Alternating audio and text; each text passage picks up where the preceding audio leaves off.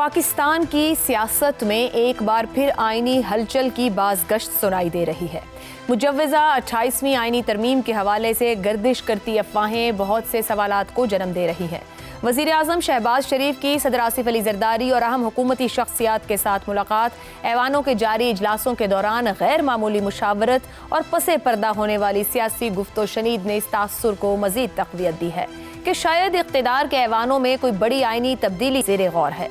इत्तलात के मुताबिक मुजव्वज़ा 28वीं तरमीम के ज़रिए सेहत, तालीम, आबादी, मादनियात और कानकनी जैसे शोबे दोबारा वफाक के सुपुर्द किए जा सकते हैं, जबकि मुतवाज़ी फहरिस्त यानी कंकरेंट लिस्ट की बहाली पर भी गौर हो रहा है। अगर ऐसा होता है तो ये महज एक आईनी तरमीम नहीं बल्कि 2010 की 18वीं तरमीम की बुनियादी सोच पर नजरसानी होगी। यही वजह है कि बाज़ हल्के इसे 18वीं तरमीम का रोल बैक करार दे रहे हैं। दिलचस्प बात यह है कि आईनी तरमीम को हमेशा वक्त की ज़रूरत करार देकर पेश किया जाता है। अमरीकी आइन में 27 और भारतीय आइन में 106 तरमीम इस हकीकत की गवाही देती हैं कि जमहूरी मुआशरों में आइन जामिद नहीं बल्कि बदलते हालात के मुताबिक खुद को ढालते हैं। पाकिस्तान में भी यही दलील बारहा दी गई है। आइन बनने के बाद की जाने वाली इब्तदाई तरामीम हो, 8वीं तरमीम हो, 13वीं तरमीम हो, 17वीं हो या फिर 26वीं और 27वीं तरामीम, हर मरतबा ये कहा गया कि रियासती और सियासी तकाजे नई आइनी तश्कील का मुतालबा कर रहे हैं। तहम 18वीं तरमीम पाकिस्तान की आइनी तारीख में एक मुनफरिद मकाम रखती है। इस तरमीम के पीछे गैर मामूली सियासी इत्तेफाक राय, पार्लिमानी मुशावरत, मीडिया, सिविल सोसाइटी और आइनी माहिरीन की तवील मश्क शामिल थी। 2010 में जब ये तरमीम मंजूर हुई तो दावा किया गया कि इसने पाकिस्तान के देरीना वफाकी बहरान को हल कर दिया, सूबों को खुद मुख्तारी दे दी, पार्लिमानी निज़ाम को मजबूत बनाया। लेकिन 16 बरस बाद सवालात अब भी मौजूद हैं। क्या सूबों ने NFC अवार्ड और मालियाती इख्तियारात को तालीम, सेहत, आबादी और मकामी तरक्की पर मौसर अंदाज में खर्च किया? क्या सूबाई खुद मुख्तारी के बाद गवर्नेंस बेहतर हुई या बदउनवानी और इंतजामी कमजोरियों ने इन वसाइल को निगल लिया? क्या सूबों ने इख्तियारात बल्दियात तक मुंतकिल किए? यही वो सवालात हैं जो आज मुमकिना 28वीं तरमीम के गिर्द होने वाली बहस को पेचीदा बना रहे हैं।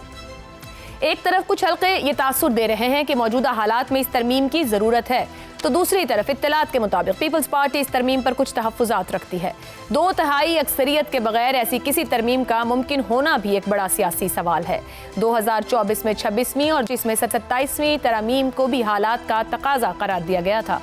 अब सवाल यह है कि क्या मुजव्वज़ा 28वीं तरमीम वाकई हालात की ज़रूरत है या फिर पाकिस्तान में एक बार फिर वफाक और सूबों के दरमियान इख्तियारात की पुरानी बहस शुरू हो जाएगी? इसी पर प्रोग्राम के पहले हिस्से में गुफ्तगू रखेंगे। हमारे साथ हैं ज़ैगम खान, शहजाद चौधरी, आमिर अहमद खान और हसन निसार साहब। प्रोग्राम का सवाल आप सभी के लिए।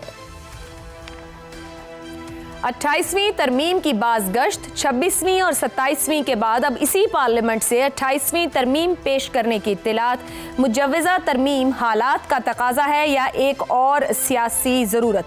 हसन निसार साहब, अभी जैसे ऊपर ज़ैगम साहब ने भी कहा कि एक की बजाय 5 इस्लामाबाद बन गए, 18वीं तरमीम ने किसी भी तरह से वफाकी बहरान को हल किया था या इख्तियारात की एक नई जंग छेड़ दी गई थी?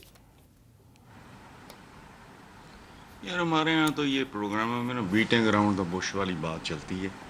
मुझे सादा सी एक बात समझा दो कि ये मुल्क शुल्क और आइन शाइन और असम्बलियाँ असम्बलियाँ और फिर इनमें तरमीमें कि जी वक्त के साथ साथ ज़ाहिर है बच्चा पैदा होता है, फिर उसके बाद एक पूरा प्रोसेस है, तो यही हाल कानून का होता है। इसमें कौन सी नई बात है? तरमीमें होती हैं। लेकिन मुझे कोई ये बताए कि बॉटम लाइन क्या होती है कानूनों की, आइनों की, तरमीमों की, असम्बलियों की? 78 साल हो गए इस मुल्क को।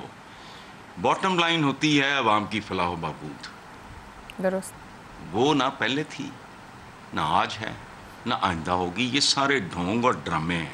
सो मेरी तरफ से भाड़ में जाए कि ये हालात के तकाजे हैं और सियासी ज़रूरतें हैं।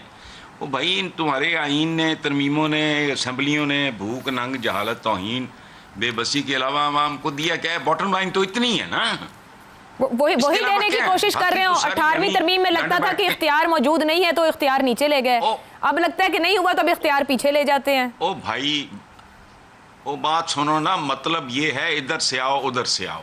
अवाम की मौत है, किस्तों में मौत, खत्म। आइन और इन्होंने कुछ नहीं दिया और जो कुछ अब होगा वो भी यही कुछ होगा। अब प्रैक्टिकली 78 साल के बाद कुछ शर्म भी नहीं आती ना हमें ये बातें करते हुए भी مجھے تو شرم آتی ہے, مجھے غصہ چڑھتا ہے. لوگ خودکشیاں کر رہے ہیں, بدحالی نے طلاقوں کی شرح بڑھا دی ہے. مستقبل تقریباً 3 کروڑ بچوں کی شکل میں پاکستان کا مستقبل وہ باہر دھکے کھاتا پھر رہا ہے. قرضے ماؤنٹ ایورسٹ پہ چڑھے ہوئے ہیں, تو کیا ترمیمیں آ رہی ہیں جا رہی ہیں. لوگ کون ہیں, ان سے خیر کی توقع, یوں ہوگا تو وہ ہوگا وہ ہوگا.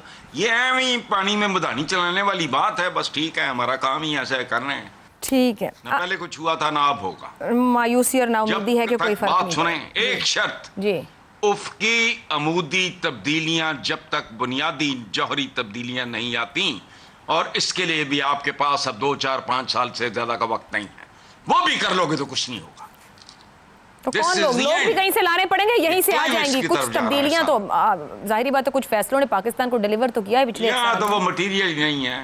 اچھا چلیں پھر وہ بھی منگاتے ہیں کہیں سے. عامر احمد خان صاحب, ظاہری بات ہے مایوسی کے ساتھ امید بھی رکھی جاتی ہے تو اگلے دن کی صبح ہوتی ہے. سوال یہ ہے کہ جو مجوزہ 28ویں ترمیم کی بات کی جا رہی ہے, تعلیم, صحت, بہبود آبادی یا پھر کنکرنٹ لسٹ کی واپسی, NFC ایوارڈ, کیا نئے مضبوط مرکزی نظام کی بنیاد رکھی جائے گی یا پھر صوبوں کے اندر احساس محرومی مزید بڑھ جائے گا؟ کوئی وے فارورڈ دکھتا ہے کہ ہم نے سیکھ لیا ماضی کے تجربات سے یا ریپیٹیشن رہے گی؟ عائشہ, وے فارورڈ ضرور ہوتا اگر اس کے اندر ہم 28ویں ترمیم کے ساتھ ہی ہم رول بیک کرنا ذکر کرتے. دیکھیں رول بیک کا مطلب تو یہ ہوتا ہے نا کہ جہاں سے آپ نے سفر اپنا شروع کیا تھا وہیں پہ آپ واپس چلے جائیں. یعنی کہ 16 سال سے آپ ایک سڑک بنا رہے ہیں, پھر ایک دن آپ کو خیال آتا ہے کہ نہیں یہ تو ہمیں کہیں نہیں لے جا رہی ہے یہ سڑک, تو آپ اس کو ابینڈن کر کے پھر آپ کہیں گے نہیں جی واپس چلتے ہیں اور نئے سرے سے کوئی نئی سڑک بنانا شروع کرتے ہیں. سو رول بیک تو بہرحال کسی چیز کا جواز نہیں ہوتا. دوسری میرے خیال میں جو ایک بہت اہم چیز ہے نا کہ ہمیں ایشوز, گورننس کے ایشوز کو ہمیں اسٹرکچرل ایشوز کے ساتھ کنفیوز نہیں کرنا چاہیے. 18ویں ترمیم سے پہلے جس طرح سے پاکستان کے اندر حکومت ہو رہی تھی, انفارچونیٹلی وہ وسائل جب صوبوں کو ٹرانسفر ہوئے ہیں تو وہ جو طرز حکومت ہے نا جس کی وجہ سے اس وقت لوگ بھی پریشان ہیں اور اتنی نفرت بھی ہے جی حکومت کے ساتھ. نفرت کا بھی چلے, میں اگر نہ لفظ کروں استعمال, تو حکومت اور پہلے بھی میں یہ بات کر چکا ہوں کہ حکومت اور عوام کے بیچ میں رشتہ ہے وہ تقریباً نہ ہونے کے برابر رہ گیا ہے. وہ پہلے جیسا تھا اس میں ہمیں کوئی بہتری نظر نہیں آئی ہے. لیکن اگر آپ اس کو اسٹرکچرل ایشوز کے ساتھ کنفیوز کریں گے یہ گورننس کے ایشوز کو, تو پھر تو آپ گول گول گھوم رہے ہیں, آپ کہیں بھی نہیں چلے جائیں گے. ہاں اگر یہ 28ویں ترمیم کی بات یہ ہو رہی ہے بجائے اس کے کہ جی تعلیم اور صحت کے شعبے واپس چلے جائیں, آبادی, معدنیات اور مائننگ کا شعبہ جو ہے وہ واپس وفاق کے پاس چلا جائے, اس کی بجائے اگر یہ ہو رہی ہے کہ نہیں پاکستان کو اسٹرکچرلی کس طرح سے بدلا جائے تاکہ اس سے عوام کے لیے کوئی بہتری ہو, تو پھر بے شک آفٹر آل 18ویں ترمیم جو ہے وہ اتنی اہم ہے نا جتنا کہ آئین ہے یا جتنی کہ آئین کے اندر اور کوئی بھی ترمیم ہے. سو یہ اٹ آل ڈیپینڈس کہ یہ ڈبیٹ جو ہے جس کے بارے میں ہمیں کچھ پتہ نہیں, کیونکہ اب یہ باتیں جو ہیں نا پاکستان کے اندر کھلم کھلا تو ہوتی نہیں ہیں, یہ تو محلات کے اندر ہوتی ہیں. جتنی سیکریسی ہم رکھتے ہیں ایران اور US کے مذاکرات کے اوپر, اتنی ہم یہ اس طرح کی جو ایوان صدر کے اندر ملاقاتیں ہوتی ہیں بڑے دھڑوں کے بیچ میں, اتنی سیکریسی ان کے اوپر بھی ہوتی ہے. تو ہمیں نہیں پتا کہ کس ڈائریکشن میں ہو رہی ہے. لیکن اگر وہ تو حامد صاحب آپ شاید یاد کریں تو آپ کو یاد ہوگا 26ویں ترمیم کے وقت تو آخری وقت تک شکیں پتہ نہیں چل رہی تھیں, خود پارلیمنٹیرینز کو, سیاستدانوں کو پتہ نہیں تھا کہ اصل مسودہ کون سا ہے. آخری وقت تک ایسا گھما رکھا تھا میڈیا کو. کیا بات کر رہے ہیں؟ ایبسلیوٹلی اسپاٹ آن عائشہ, اور یہ ہے وہ انڈیکیٹر اس ڈسٹنس کا جو کہ اس حکومت کا عوام کے بیچ میں پیدا ہو چکا ہے, وہ فاصلہ جو پیدا ہو چکا ہے. اور اگر تو یہ ساری ڈسکشن 28ویں ترمیم کی جو ہے وہ اس فاصلے کو کم کرنے کے اوپر فوکسڈ ہے, بسم اللہ الحمدللہ ضرور ہونی چاہیے جی, کل کی آج کی بجائے یہ کل ہو جانی چاہیے تھی.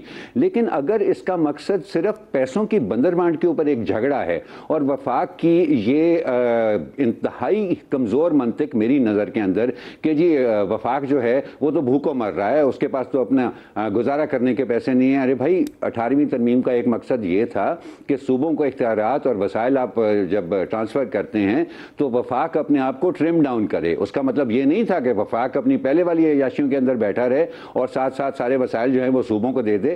یہ پرابلمز ہیں, یہ these are the kind of structural problem جو کہ آج ہمیں وہاں پر لے کے آئے ہیں, other than the overall issues of misgovernance, جس کی وجہ سے عوام کی جو حالت ہے سو ہے.